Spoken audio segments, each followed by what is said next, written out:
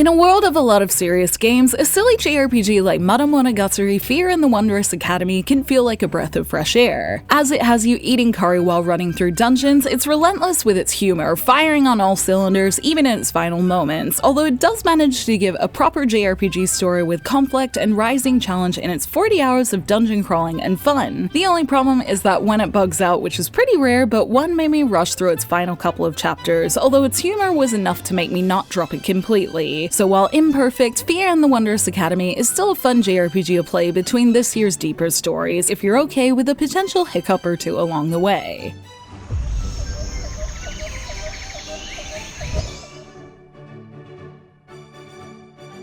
Fear in the Wondrous Academy revolves around the protagonist from the title, a young girl who walked all the way from her village to join the entrance exam, only to show up for the entrance ceremony instead. The principal decides to make an exception for lucky Fia though, letting her journey serve as her exam, and she gets to join in on the fun, and that she does as her carbuncle companion Carby helps her make a big scene at the ceremony, having teachers clutching their desks for the troubled class that's just arrived. After this, Fia must form a party to take exams, where she meets literal wannabe hero Will and tsundere bookworm Lena that are just a few of the fun characters you'll meet as your school life begins, on Fia's path to becoming a great mage and surviving the school year as weird and wonderful things happen along the way.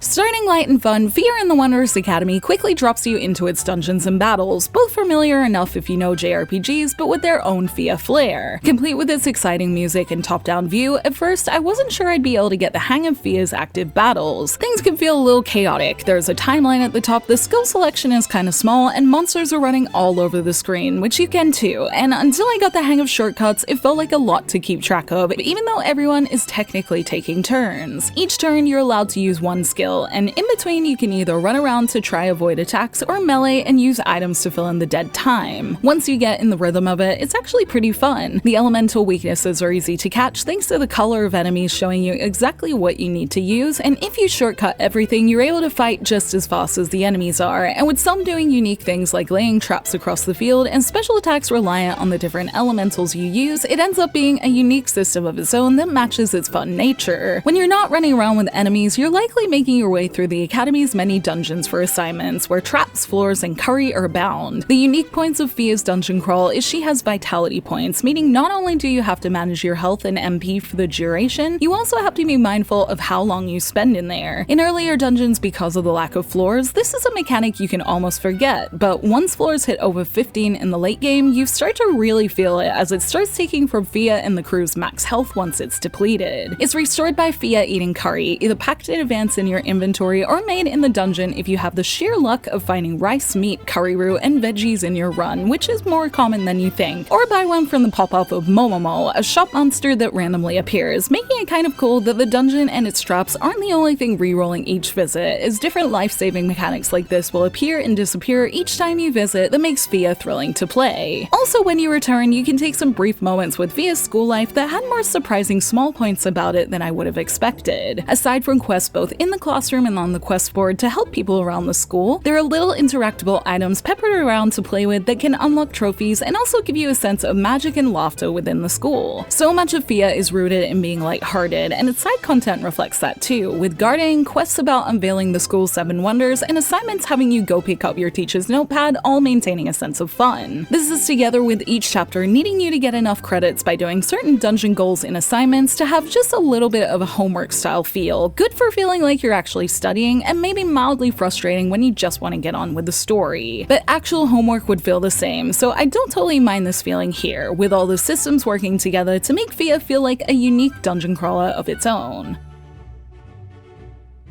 Despite a few performance issues that I'll talk about soon, the one thing that kept me playing Fear in the Wondrous Academy until the end was its story. It's not a particularly brilliant narrative. In fact, most of the time it's focused on firing jokes everywhere that the actual plot development it does have ends up being brief in turn for keeping things silly. But it does have its clever moments. I was pleasantly surprised by how all its magical problems were solved in clever ways, largely thanks to having a genius in the party and the chaos the other 4 bring, all coming together with the magic theme to make for a story which toes the balance of stupidity and cleverness at times that had me find it a more respectable choice than other silly JRPGs, as its humor is based more on character dynamics rather than the raunchy humor of similar games. It was this feeling that pushed me to finish it in spite of some things, so I'd say it's a great choice for those looking for an above-average silly JRPG. Just be ready to treat some of its lesser parts in a lighthearted way too.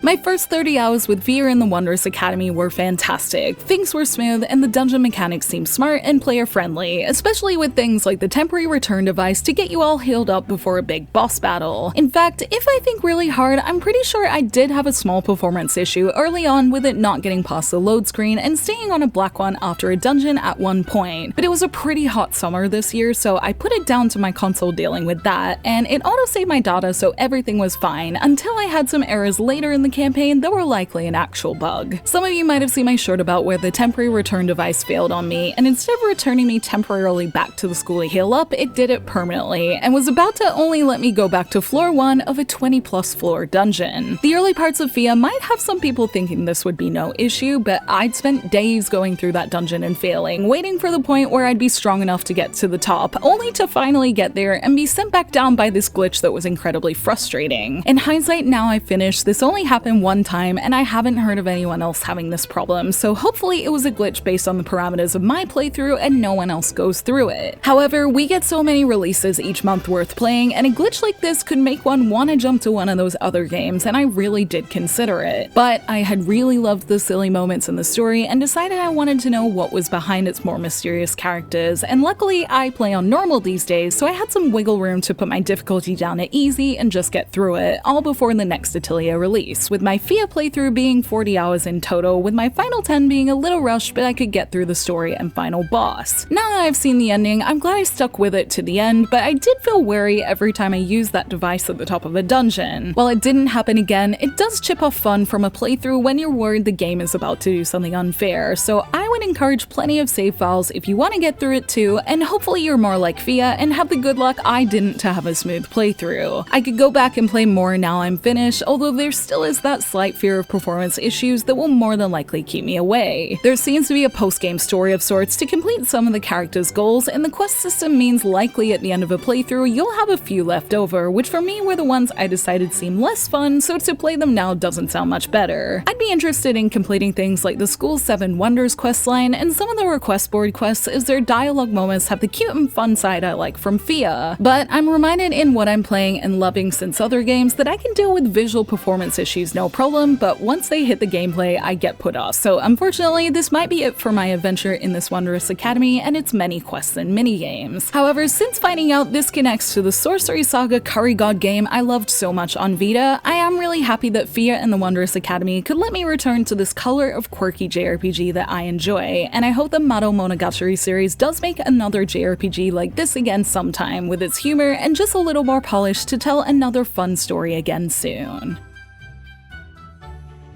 Despite the issue I had with Fia that put me off truly loving it, its fun and humorous story helps it at least get a passing grade. Its constant committal to being unserious makes it a good break from super heavy stories, and if you like roguelikes, especially the kind broken up with fishing and curry, its dungeon crawling carries similar sentiments, and any heavy dungeon crawling broken up by its lighter mechanics and ingredient collection, as long as it decides to give you a smooth run without issues. My first 30 hours with it were great fun, and the final 10 spent in a more cautious crawl were still fine, and had me glad I took the extra time to finish its story, and I'll still be hoping for another one of these floor-filled, curry-scented dungeon crawling experiences just next time, hopefully with a fully smooth campaign to play.